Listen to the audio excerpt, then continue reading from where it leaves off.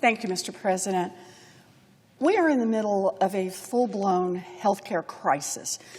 Donald Trump and Republicans in Congress are ripping away health care from 15 million Americans. And now, thanks to Donald Trump, 1 in 4 nursing homes could close. Community health clinics are on the brink of shutting their doors. Hospitals, already filled to the brim with patients, are bracing for the biggest cuts in decades. And kids with cancer are watching as promising research, their only chance at treatment, is shut down. And health insurance premiums are skyrocketing. Talk to anyone in the country, and they will tell you that the cost of going to the doctor is already way too high. Because the reality is that healthcare in America was already failing families even before Trump and Republicans took a chainsaw to it. Massachusetts lost 2 hospitals last year in the biggest healthcare bankruptcy in decades. Our community health centers were already down to counting their nickels to keep the door open. And now the Republicans have come in and said they want to take away money that helps cover mamas giving birth and neighbors who need wheelchairs and home health aides so that they can hand that money over to billionaire CEOs. Trump's 1-2 punch of chaotic tariffs and his big, beautiful bill is going to push middle-class families in America over a financial cliff. Before working moms go broke from a cancer diagnosis, Congress must act. Before community hospitals are forced to shut down, Congress must act. Before your neighbor with the home health aide loses his care, Congress must act.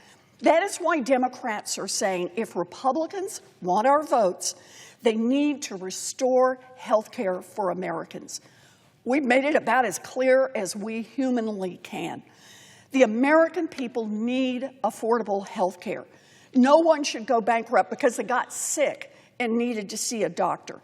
And if the Republicans want to shut down government so that they can keep increasing costs and cutting health care, then they need to explain that, and not just to us. They need to explain it to the American people. Every senator here is here to work for the American people, and part of that job is coming to the negotiating table and making a plan to fund government. But Donald Trump flat out said he doesn't want to negotiate with Democrats. He said, and I'm going to quote him here, "Don't even bother dealing with them." Okay, then, Republicans control the House, the Senate, and the White House. You own the health care crisis. Democrats believe that not a single newborn baby in America should lose health care. Not a single senior should be tossed out of their nursing home and onto the curb. And not a single person should have to drive hours and hours to get to the nearest hospital.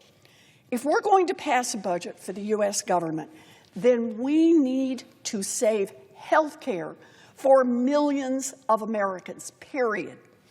And make no mistake, every penny of funding needs to be protected from a Trump power grab. Since the week he took office, Donald Trump has been trying to illegally rip away money from programs that Congress has already agreed to fund.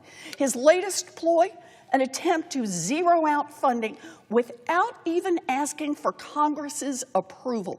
It is a dirty trick and it is illegal.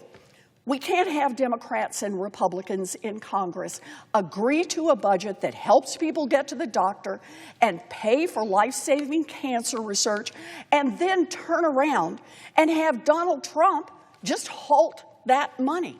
We need proper safeguards. So this is our moment.